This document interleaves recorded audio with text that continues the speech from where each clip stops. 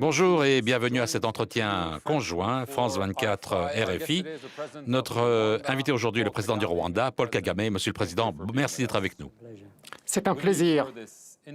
À mes côtés pour cet entretien, Christophe Boisbouvier de RFI et Marc Perelman de France 24. Monsieur le Président, si on remonte d'une année en arrière, est-ce que vous auriez pu imaginer qu'un Rwandais, une Rwandaise, votre ministre des Affaires étrangères, deviendrait ou prendrait la tête de la francophonie? Au Rwanda, nous avons maintenant l'habitude des choses auxquelles on ne s'attendait pas, ou plutôt que d'autres ne s'attendaient pas. Et ça fait partie de l'histoire chez nous. Et le pays, par conséquent, est dans un tel environnement aujourd'hui où beaucoup de choses se produisent, même celles qui n'avaient jamais été programmées et à laquelle on ne s'attendait pas, se produisent en tout état de cause. Donc pour moi, ce n'est pas une surprise. Mais avez-vous été surpris lorsque un émissaire du président Macron est venu vous voir en suggérant que Louise Mushikiwabo pourrait prendre la tête de la francophonie? Est-ce que vous pouvez nous en dire plus? Vous savez, on pourrait classifier les surprises de façon diverse variée. En France, on a été surpris d'avoir quelqu'un comme le président Macron devenir président, car auparavant, des élections avaient eu lieu en France et voilà, ce n'était pas vraiment quelque chose de prévu. Donc, si vous regardez tout l'éventail de ces choses qui se produisent, il y en a certaines choses qui se produisent, il y a toute une hétérogénéité. C'est pour ça que j'ai dit que dans mon pays, nous avons l'habitude de ces choses-là, de cet état de fait. Et je pense que le président Macron a apporté une certaine fraîcheur dans l'arène politique, pas seulement en France, mais également en France, en Afrique, et ensuite en France et le reste du monde. On voit beaucoup de choses se façonner partout dans le monde. Et donc, c'est inévitable de voir que certaines de ces choses peuvent se produire. Pouvez-vous confirmer qu'il a envoyé un émissaire vous suggérant cette idée et vous avez pensé que c'était une bonne idée et donc vous l'avez suggéré à votre tour? Pourquoi est-ce que vous ne lui demandez pas à lui? Mais je vous pose la question parce qu'il est venu vous voir. Oui, mais vous l'avez rencontré juste avant moi, donc voilà, vous auriez dû lui poser cette question. Le prédécesseur de Louise Mushikiwabo, Michael Jean, a critiqué la façon dont elle était écartée. Il a dit que c'était un accord entre États. Il a critiqué aussi le fait que l'organisation serait maintenant dirigée par quelqu'un qui ne respecte pas les valeurs et les principes. Clairement, elle faisait allusion à la situation des droits de l'homme au Rwanda. Quelle est votre réaction? C'est une réaction simple. Primo, Michael Jean, il faudra qu'elle se souvienne comment elle est devenue secrétaire générale de la francophonie. Elle sait très bien qu'elle est le produit d'une controverse qui a eu lieu. Et donc... La désunion africaine. Oui. Et entre l'Afrique et d'autres zones francophones, avec la France, dont la France. Et est-ce que cette personne peut juger la francophonie dans son ensemble? Parce que si vous regardez maintenant le consensus qui a été généré ici, tout d'abord, de la part de l'Afrique et ensuite de la part de toute la zone francophone. On ne peut pas dire qu'il y avait anguille sous roche. Sinon, tous ces pays n'auraient pas accepté ou demandé à ce qu'on leur mette le couteau sous la gorge. En fait, c'est une insulte quand elle parle de cela. C'est une insulte à tous ces gens et à tous ces pays francophones. Bon, je comprends qu'elle l'a pris personnellement. Et quand ça devient personnel, alors, bon, voilà, on peut voir la colère se poindre. Voilà, on pouvait le voir dans son discours. Il y avait de la colère, il y avait elle était amère. Vous avez été choqué? Non, pas vraiment. Je ne suis pas choqué lorsque certaines personnes affichent un certain comportement. C'est quelque chose que j'ai vu très souvent. Voilà, il faut le mettre de côté. Il y a un mois, le Rwanda a libéré plus de 200 prisonniers. Est-ce que c'était un geste de bonne volonté du Rwanda avant ce sommet? En fait, il y en a eu 2000. Mais très souvent dans l'histoire,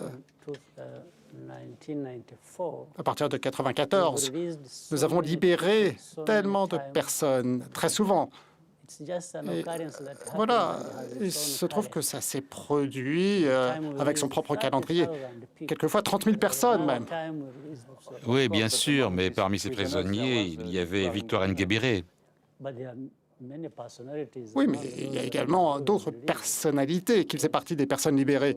Et par conséquent, voilà, Victoire représente l'une des personnes qui a été emprisonnée, et pour les mêmes raisons que les autres personnes qui étaient emprisonnées. La plupart d'entre elles plutôt, eh bien, avaient commis des crimes dans le contexte du génocide.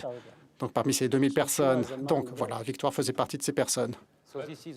Donc c'était un geste de bonne volonté avant le sommet? C'est un signe de bonne volonté dans le contexte politique du pays. Et ça fait 25 ans que cela dure. Le président français, il l'a mentionné dans une interview qu'il nous a donnée précédemment, qu'il avait vu des signes, faisait référence à ce geste, que le Rwanda voulait améliorer sa position dans le domaine des droits de l'homme et que le fait que Louise Mushikiwabo était maintenant à la barre de la francophonie, d'une certaine manière, ça aiderait cela à l'avenir. Est-ce que vous êtes d'accord avec cette vision des choses? Oui, mais la libération s'est produite bien après que l'on mette en avant le nom de Mushikiwabo. Bien après. Mais avant sa désignation ici. Mais le président n'a pas pu anticiper la libération de ces personnes. Les mois, mais même les années précédant cette libération. Donc, pourquoi pensez-vous qu'il n'y ait qu'un seul paramètre déclencheur ici? Peut-être qu'il y a toute une série de paramètres au Rwanda, dans son propre système de gouvernance. Et pendant 8 ans, Mushikiwabo était ministre des Affaires étrangères. Je préside l'Union africaine et elle a été présidente du Conseil des ministres de l'Afrique, des ministères de l'Afrique. Et je suis convaincu que voilà, on doit donner du crédit au pays ainsi qu'aux populations de ces pays. Et les gens qui posent de telles questions ne sont pas prêts à accepter cet état de fait. Est-ce que vous espérez voir un ambassadeur de France au Rwanda? Est-ce que vous espérez voir Monsieur le Président Emmanuel Macron venir à Kigali pour la commémoration du 25e anniversaire du génocide en avril? J'espère que l'on fera de bons progrès dans les relations entre le Rwanda et la France. Les responsables, les personnes, dans le contexte diplomatique, j'espère voir beaucoup de progrès et cela pourra générer toute une série de choses, dont le renforcement des liens diplomatiques qui ont déjà existé auparavant et qui vont s'améliorer demain.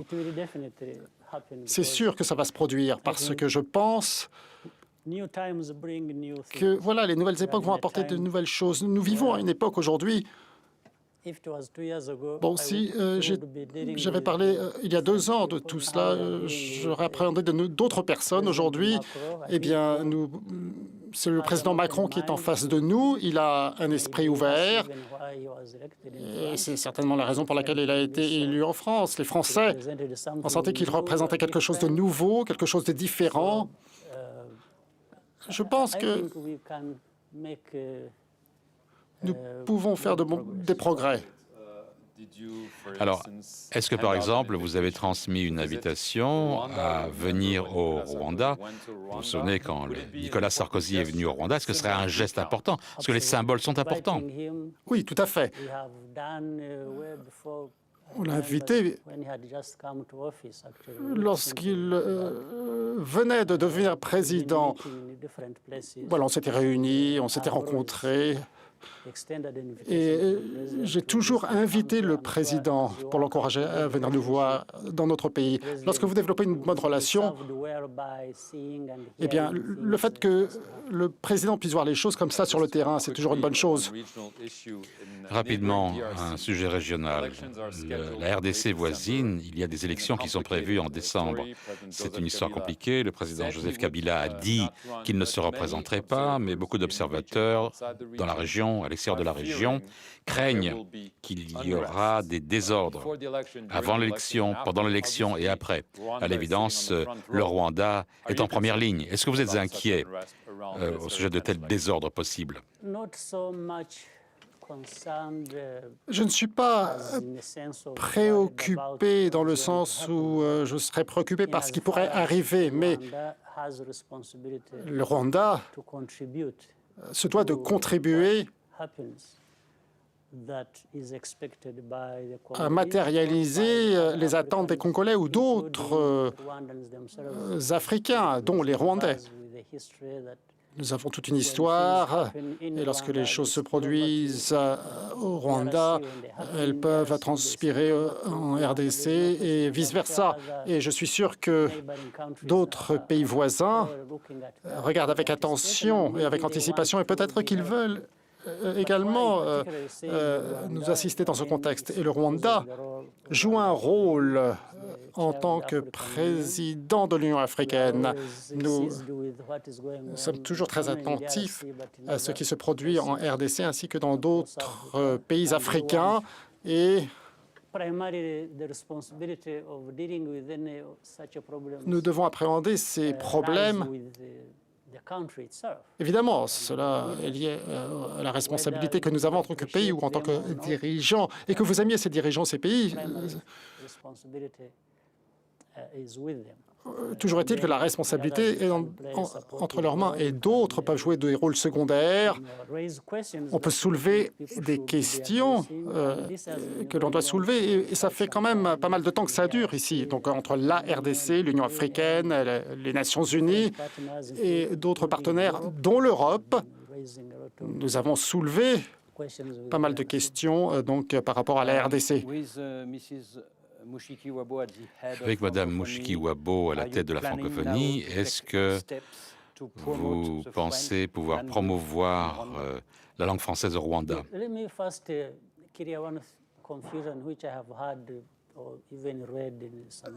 J'aimerais tout d'abord me référer à ce que j'ai déjà lu dans les journaux. Les gens ont parlé de plusieurs choses. Primo, que le Rwanda ne faisait partie de l'OIF. Je ne sais pas d'où ça vient. Deuxièmement, que nous avions remplacé le français par l'anglais. Bon, j'aimerais corriger un peu le tir ici. Tout d'abord, le Rwanda possède 3 langues qui sont reconnues comme étant des langues officielles. La première, c'est le Kinyarwanda, c'est la langue officielle. La deuxième langue, c'est le français. Et la troisième, c'est l'anglais. Donc, en fait, voilà, nous avons rajouté l'anglais aux langues que nous parlons déjà. Au départ, il y en avait 2, et pour des raisons très manifestes, il n'y a rien de sinistre, il n'y a pas de mauvaises intentions derrière tout cela. C'est simplement parce que le Rwanda se trouve être au milieu d'une région est-africaine, et là où des pays sont anglophones. Et voilà, nous sommes en relation avec cette région. Voilà, et ça représente 90% des échanges que l'on entretient. Donc, ce serait complètement idiot de dire qu'il faudrait faire fi de cette situation. Non. Donc, Mushiki-Wabo sera donc à la tête de la francophonie et on va donc être engagé dans cette francophonie. On parlait également des valeurs. Voilà, on va continuer à travailler dans cette direction et à faire davantage de progrès, voilà, et à améliorer la situation. Il n'y a absolument aucun doute par rapport à cela. Monsieur le Président, au cours de ce sommet, il nous a été dit que vous avez parlé français avec vos amis chefs d'État. Is it true? Est-ce que c'est vrai? Est-ce que vous pouvez nous dire quelques mots en français? J'ai essayé. Du moins, je peux le lire à voix haute. Maintenant, quand il s'agit de le parler de façon aussi spontanée que quelqu'un qui la parle comme sa propre langue, c'est quand même toujours difficile pour moi de m'exprimer en français. Mais si ça peut vous consoler, en tout cas, dans ma famille, mon épouse, mes 4 enfants, eh bien, parmi toutes ces personnes, je suis le seul qui ne parle pas français. Les autres parlent français. Mon épouse, mes enfants ont étudié le français à l'école. Et donc, voilà, pour moi, c'est encore dur. Mais voilà, peut-être que je vais faire des progrès, qui sait. Merci, Monsieur le Président, d'avoir accepté notre invitation à cet entretien sur France 24 et sur Radio France Internationale. C'est un plaisir.